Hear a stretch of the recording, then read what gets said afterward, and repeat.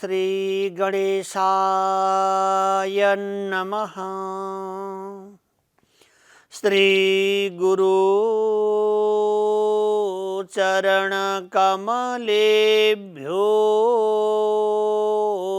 नमः। श्री मातृपितृ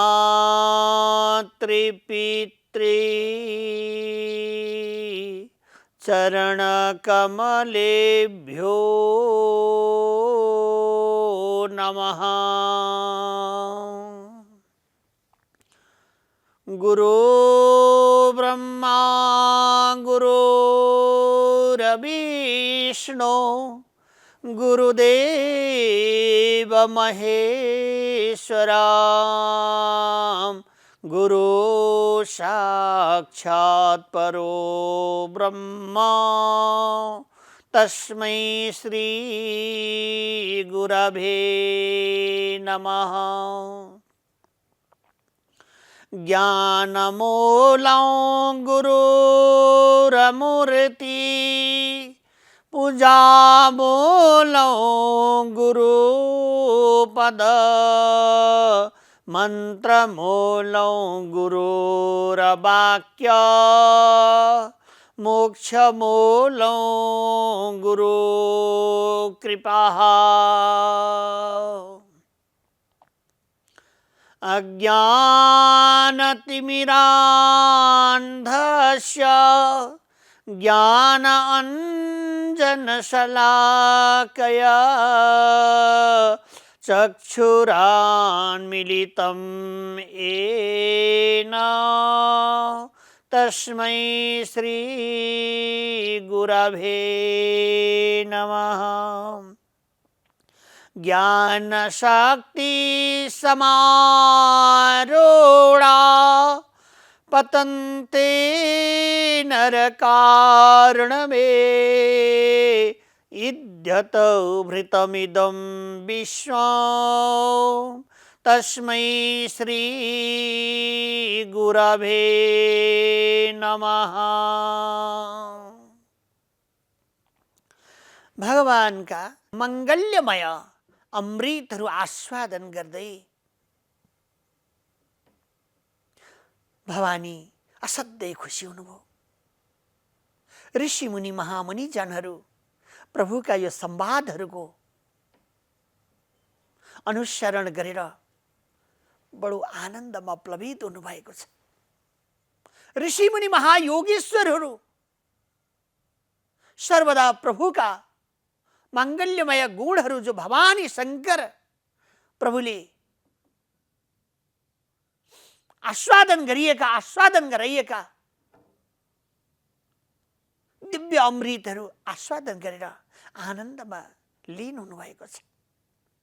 तुलसीदास बारम्बार प्रभुको नाम उच्चारण गर्नुहुन्छ। रामं चित्तलयं सदा वसतु मे त्रैलोक्यमामुद्धरः। चित्त आलयमा सर्वदा राम हुनुहुन्छ। हिँड्दा डुल्दा बस्दा देख्दा देखिँदा सर्वदा त्यो रामै राम हुनुहुन्छ। त्यो रामलाई बारम्बार गाउनुहुन्छ। तुलसीदास सदा हरि चेरा कीजे नाथ हृदय महाडेरा। बारम्बार त्यो परमात्मालाई गान गर्नुहुन्छ। भगवानका मंगल्यमय स्तुति गर्नुहुन्छ र रामम चित्त आलयम, यो घरमा राम भन्दा अर्को कोही छैन। ब्रह्म परमात्मा विभु नै आराम दिने 24 घण्टा यो जगतलाई रखवाली गर्नुहुने आनन्द रूप ब्रह्म रामलाई म बारम्बार वन्दन गर्दछु। तुलसीदासले बारम्बार भगवानको वन्दन गर्नुहुन्छ, स्तुति वन्दन गर्नुहुन्छ। हनुमन्तलाल प्रभु सर्वदा राम आफ्ना परम प्राण प्रियतम विभु अप्रमेय आत्मा विद्वत जनहरूका, त्यागी जनहरूका, वैष्णव जनहरूका आँखाका ज्योति, हृदयका धडकन रघुनन्दन प्रभु राम हुनुहुन्छ। यस्ता सीतापति रामचन्द्र देव प्रभुलाई बारम्बार बन्धन गर्नुभएको छ। त्यसैले हामी बारम्बार तुलसीदासद्वारा विरचित भएका रघुनन्दन प्रभु रामका अमृतहरू श्रवण गर्दछौँ। कति मङ्गल्यमय छन्। हनुमन्तलाल सर्वदा साक्षात् भगवान महादेवको स्वरूप हुनुहुन्छ। पवन तनय संकट हरण मंगल मूर्ति रूप राम रसायन तुम्हारी पास। राम केवल चारैतिर राम रक्षा गर्नेवाला हुनुहुन्छ। राम बाण भनेको भयंकर विशाल हो। त्यसैले हनुमान साक्षात् प्रकारद्वारा मंगल्यमय भगवान राम को नाम उच्चारण गर्नुहुन्छ। कसैले केही भने भने राम गर्जन गर्नुहुन्छ। राम को शक्तिले हनुमान विशाल बलशाली हुनुहुन्छ। त्यसैले हामीले हनुमान को नाम उच्चारण गर्दा राम को भजन हुन्छ। श्री हनुमान ज्ञान गुण सागर जय कपीस तिहु लोक उजागर अतुलित बल धामांजनी पुत्र पवन सुत नामा महाविक्रम बजरंगी कुमति निवार सुमति के संगी कंचन बरन विराज सुबेसा कानन कुंडल कुंचित केसा हाथ वज्र औ ध्वजा विराजे कांधे मुंज जने उसाजे शंकर सुवन केसरी नंदन तेज प्रताप महाजगबंदन विद्यावान गुणी अति चातुर राम काज करिवे को आतुर। कसरी गर्ने? प्रभु चरित्र सुनिवे को रसिया राम लखन सीता मन बसिया। यस्ता भगवान हनुमंत लाल प्रभु को प्राण प्रियतम रूप भगवान को सीताराम प्रभु को झांकी राम लक्ष्मण जानकी जय बोलो हनुमान की। किनभने भगवान हनुमंत लाल ले त्यो दिव्यमय विशाल डरलाग्दो जलचरहरू विषैला विषैला जलमा बस्ने विष भएका ती प्राणीहरूले पनि छुन सकेनन्। हनुमान साक्षात् शुभ समाचार ल्याएर प्रभु रघुनन्दन प्रभु रामका अगाडि आफ्नो कार्य गरेर देखाउनु भएको छ। जसले भगवानका अगाडि आफ्नो दिव्यमय ब्रह्म कर्म भगवानका लागि गरिएका शुभ कर्महरू समर्पित गर्दछ भने उसलाई तेज बढ्छ, बुद्धि बढ्छ, विवेक बढ्छ। किनभने बाहिरी गतिसँग जब हामी मति लगाउँदछौँ नि तब दुःख हुन्छ। त्यसैले महामुनिहरूले सर्वदा एक रस भएर प्रभुको भजन गर्नुहुन्छ, स्तुति गर्नुहुन्छ। त्यति बेरसम्म विद्याको आधोबन्त अवस्था रहिरहँदछ, कर्मको गतिहरू रहिरहन्छ। श्रुतिका वाक्यहरूले बताएका छन् श्रुति प्रमाणा विविनाशिता च सा कथम भविष्यन्त्यपि कार्यकारिणी विज्ञान मात्रो दमनादितीयतः तस्माद् विद्यान पुनर्भविष्यति। भगवानका गतिहरूमा विद्यावान पुरुषहरूले कर्म गर्दै त्यो प्रभुको अनुसरण स्वीकार गर्दै गयो भने त्यो विद्यावान जनको कर्मले ऊ अप्ठ्यारोमा पर्दैन। त्यही कर्मद्वारा परमात्मालाई प्राप्त गर्न सक्दछ। कर्मको गतिबाट अहंकार पैदा हुँदैन। ती अहंकार पछौटेपन लागेर आउँदैन, किनभने प्रभुमा समर्पण भएको छ। समर्पण बुद्धि जहाँसम्म हुने गर्दछ फेरि ती वस्तुहरू फर्केर आउँदैनन्। कर्मको गति परमात्मालाई प्राप्त गर्नका लागि साधन। विद्याका कारणले अन्धकारका शोभाहरू, अन्धकारमय बाटोहरू, कर्मका गतिहरू आफै छुट्दै जान्छन्। त्यसैले जति ज्ञानी भयो त्यति कर्म कम हुन्छ, किनभने ज्ञानको प्रकाशमय पुञ्जहरूद्वारा दुःख नष्ट हुँदै जान्छ। विद्यावान लभते ज्ञानम तत्परम सम्यतिन्द्रिय। हे भाइ, विद्यावान जनहरू सर्वदा कर्मको गतिलाई स्वीकार गरेर, कारक आदि भावहरूलाई परित्याग गरेर विशुद्ध विज्ञान घना अनन्तम, विशुद्ध विज्ञान रूप भगवानको शरणमा जानुहुन्छ र एकाकार अवेक्षण रूपले परमात्माको चिन्तन गर्छ। ती जनहरू विद्याले सम्पन्न भएर अव्यय आत्मा रूप परमात्मामा नै मिल्दछन्। त्यसैले ज्ञानी जनहरूलाई, भक्ति जनहरूलाई, ब्रह्मज्ञानी जनहरूलाई अविद्याको कारक भन्न सकिँदैन। यो त विद्याले पारङ्गत भएर भगवानको गतिमा जानुभएको छ। कर्महरू उस्तै उस्तै प्रकारको भइरहेका देखिन्छन्। भोजन पनि गरेको देखिन्छ, हिँडिरहेको पनि देखिन्छ, चलिरहेको पनि देखिन्छ, तर कर्मका सारा गतिहरू आफै छुटिरहेका हुन्छन्। माङ्गल्यमय परमात्माको गतिमा तादम्य सम्बन्ध जोडिरहेको हुन्छ।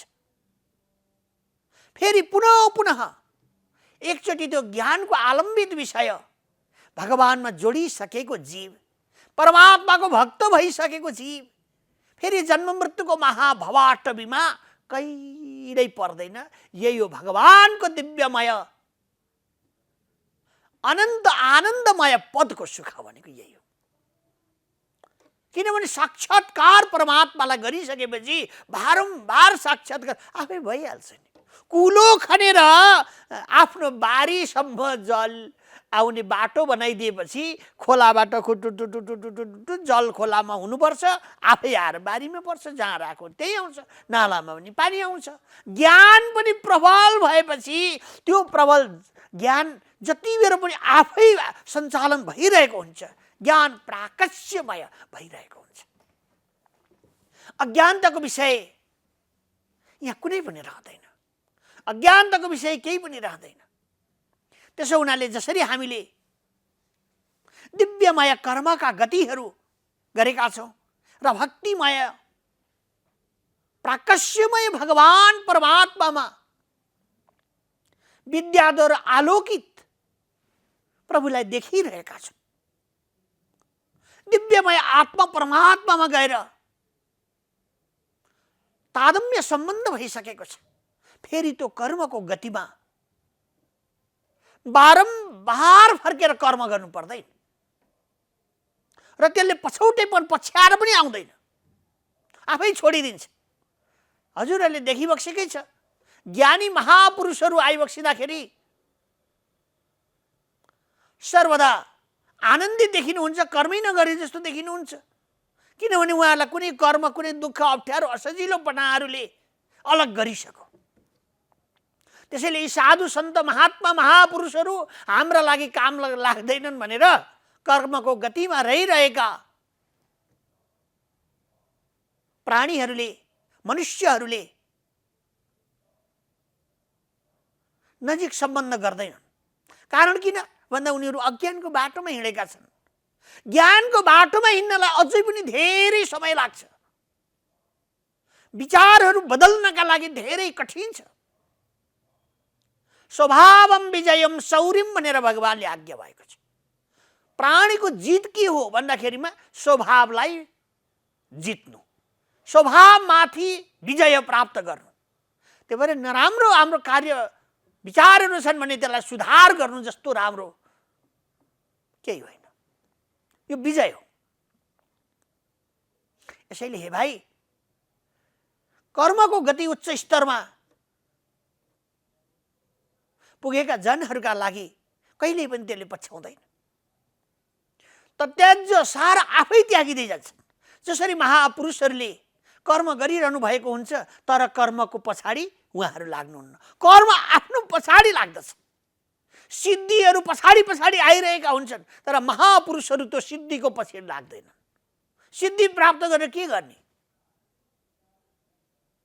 यो सबै सारा चिजहरू त संसारमा अहङ्कारको कारण बन्दछ। सिद्धि प्राप्त गर्नुभएका धेरै महामुनिजनहरू छन्। यस्तै गरेर दशानन, त्रिलोक विजयी रावण सिद्धि प्राप्त गर्नुभएको थियो, सारा सम्पदाहरू प्राप्त गर्नुभएको थियो। भगवानले आशीर्वचन दिनुभएको थियो। विद्वत हुनुहुन्थ्यो, विद्वान हुनुहुन्थ्यो, वेदान्त शास्त्रहरूलाई राम्रोसँगले भलीभाँति बुझ्नुहुन्थ्यो। तर कहाँबाट अहङ्कार पैदा भयो। त्यो अहङ्कारले गर्दा अन्तिममा परमात्माको गति अहङ्कारबाट रहित छ।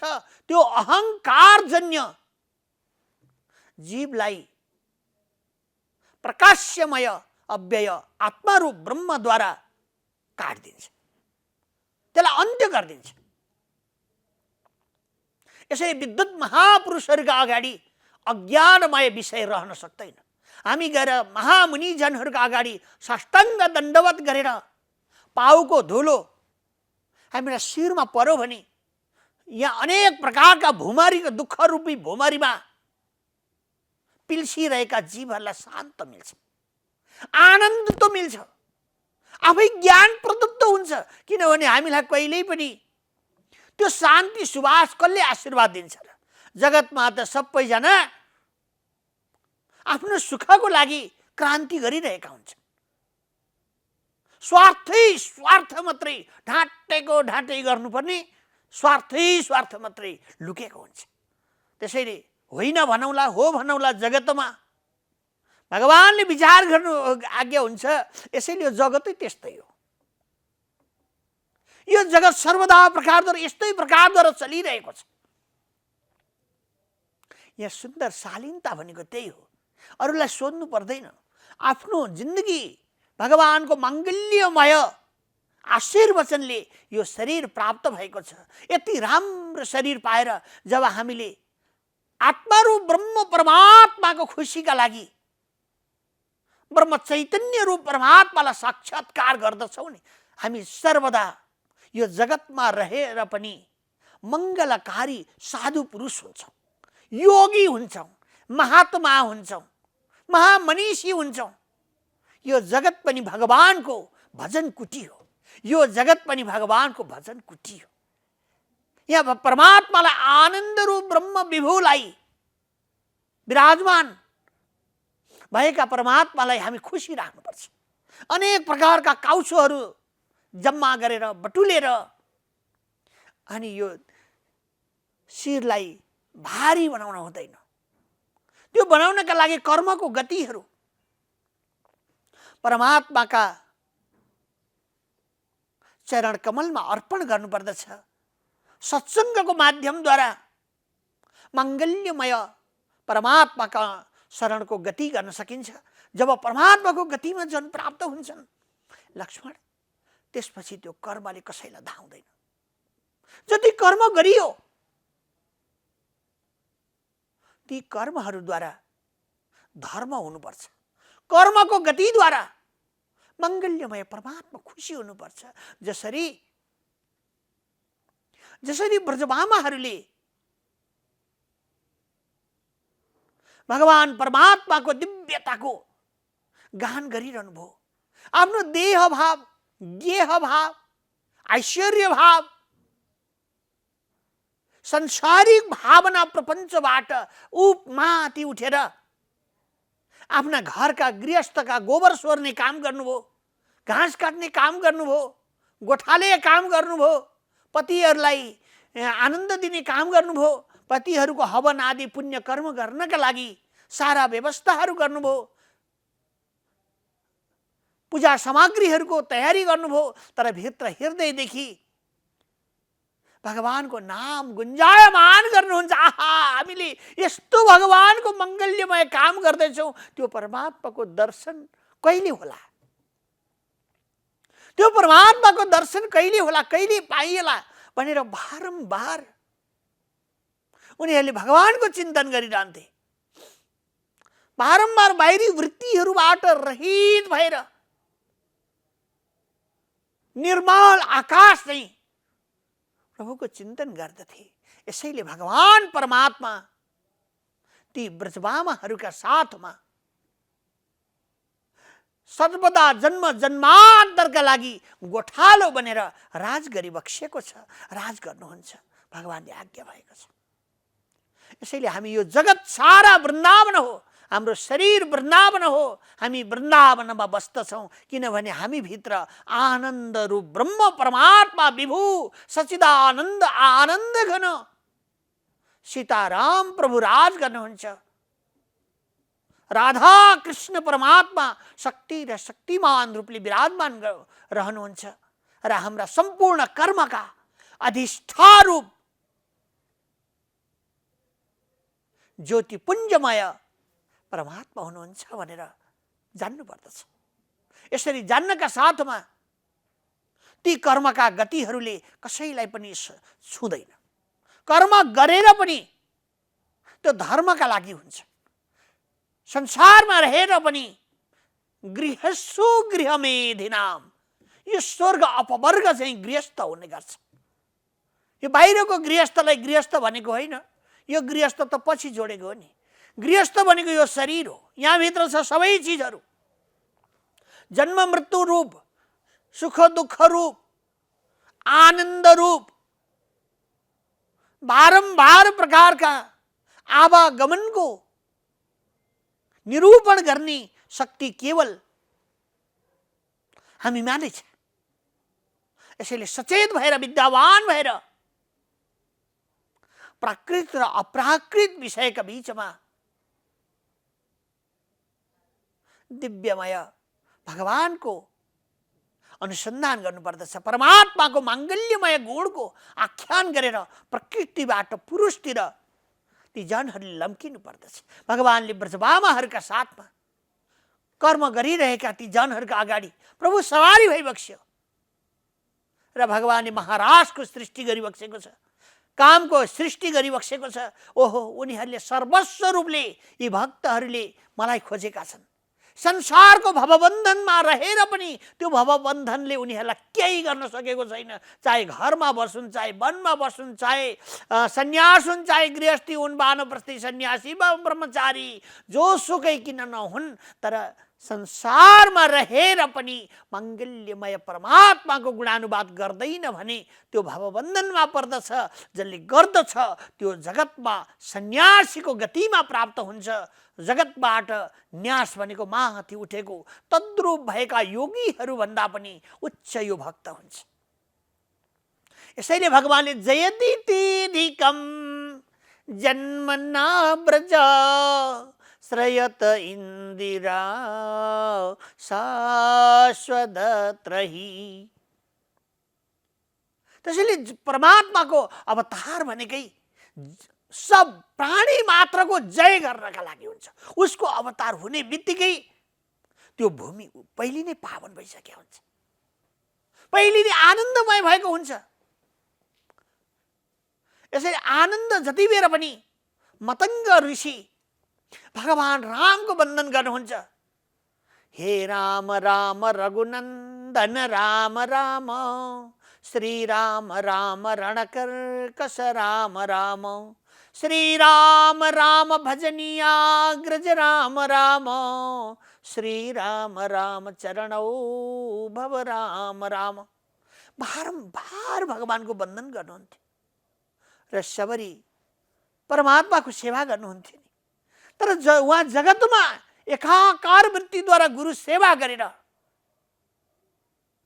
आज गुरुको आशीर्वचनले सर्वदा रामको आगमनका लागि आफ्ना गुरुले जसरी दिव्यमय भगवानको माङ्गलिक गुण गाउनुहुन्छ, यसरी नै कण्ठ गर्नुभएका गुण गाउँदै गुरुदेवको सेवा गर्दै